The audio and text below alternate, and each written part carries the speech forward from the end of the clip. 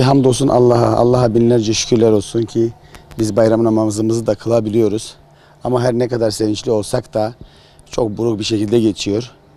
Allah bir an önce şu Mescid-i Aksa'nın üzerindeki baskıyı kaldırıp İsrail'i helak etsin diyoruz. Ve inşallah Mescid-i Aksa'yı hak ettiği özgürlüğüne kavuşturacağız. İnanın şu anda böyle konuşurken de şu anda inanılmaz derecede hem buruk hem de içimden ağlamak da geliyor. Ama tabii biz elhamdülillah Müslümanız, inananlardanız. Ağlamayacağız, dik duracağız. Allah İsrail'i kahru perişan etsin. Aslında biz pandemiyi de unuttuk, koronayı da unuttuk, her şeyi unuttuk. Şu anda biz Müslümanlar olarak tamamen beynimizde Kudüs var. Biz hala umutluyuz. İnşallah bizim askerlerimiz orayı korumak için dileğim Allah'tan. Biz buradan da Recep Tayyip Erdoğan'a sesleniyoruz. Oraya bir güçlü kuvvetler göndermesini. Çünkü hep kınama. Herkes kınıyor, biz de kınıyoruz ama bu kınamayla artık olmaz. Nereye kadar kınıyoruz? Artık bir faaliyete, bir icraata geçmemizin zamanı gelmiştir diye düşünüyorum. En büyük bayramımız herhalde Kudüs'ün özgürlüğüne kavuşmasıdır. Herkesin bayramını da kutluyor. Allah'a emanet olun, hoşça kalın. Bayrama geldik, bayram namazından. Biz bayramın tadını çıkartamıyoruz. Hem Müslüman kardeşlerimiz savaş içinde, bu Yahudiler bu bayramımızı bizi ziyan ettiler. İzin vermiyorlar ki bayramımızı kutlayalım. Ama maalesef bu Yahudiler, Siyonistler, Allah onların belasını versin. Bu Filistin kardeşlerimizin özgür olmadıkça bize rahat yok, huzur yok. Kudüs özgür olmadıkça bize uyku yok, bayram da yok. Biz bir bayramımızı güzel geçiremiyoruz. Bu pandemi dolayısıyla değil, bu Kudüs için de güzel geçiremiyoruz. Filistin özgür olmadıkça biz özgür olmayacağız. Kahrolsun İsrail diyoruz. Müslüman kardeşlerimizin yanındayız.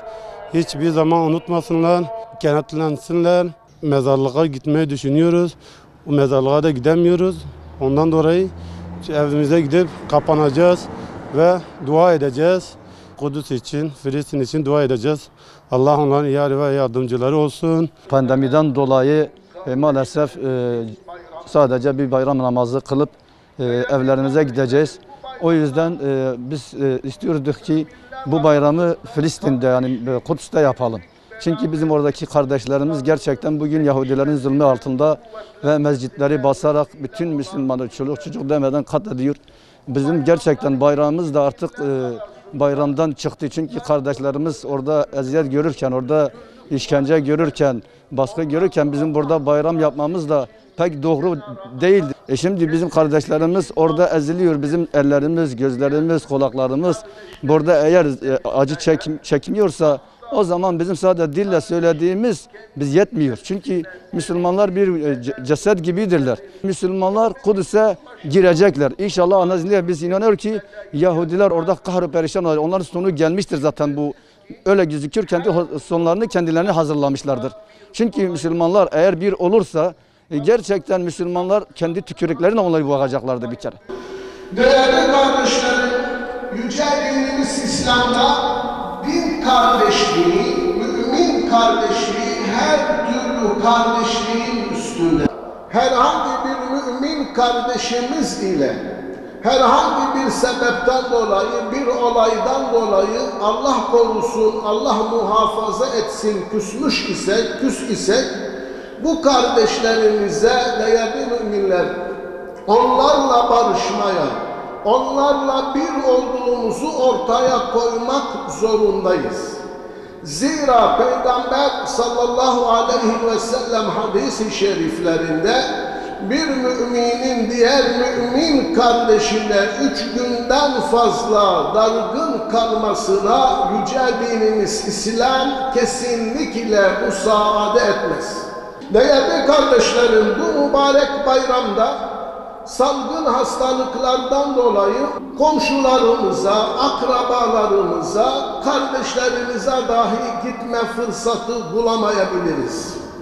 Ama bugün elhamdülillah teknoloji çok ilerlemiş ve hepimizin elinde, evinde değil bir 3, 4, 5 tane telefon bulunmakta.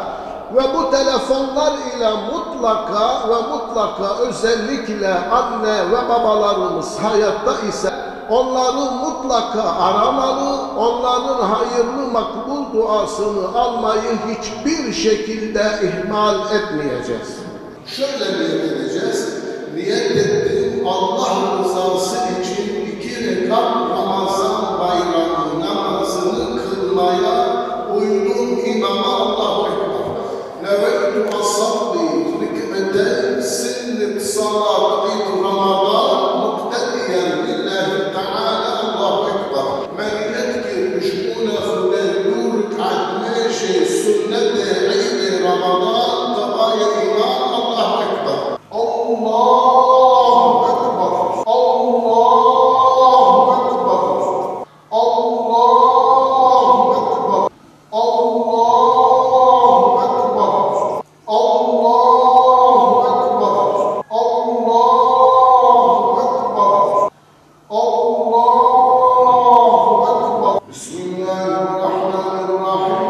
Elhamdülillahi Rabbil alemin. Allahu Ekber.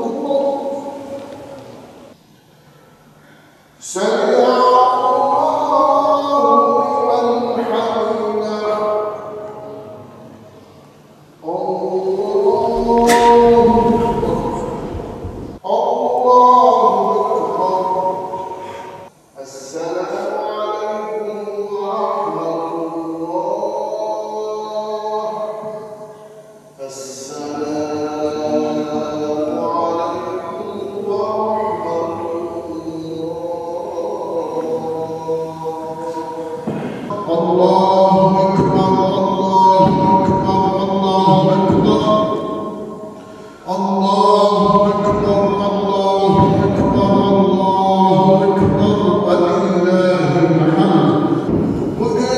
yeryüzünün neresinde olursa olsun oruç ibadetini en güzel bir şekilde yerine getirmeye gayret gösteren müminlerin bayram günüdür.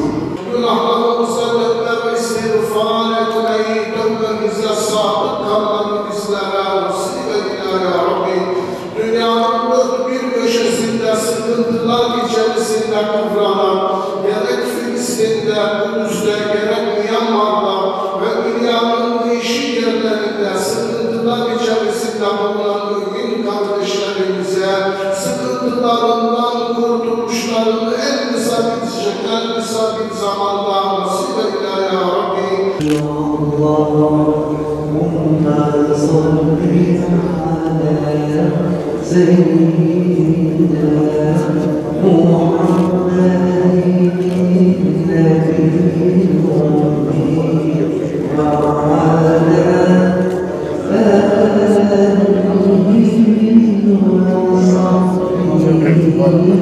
sahbihi ve sellem.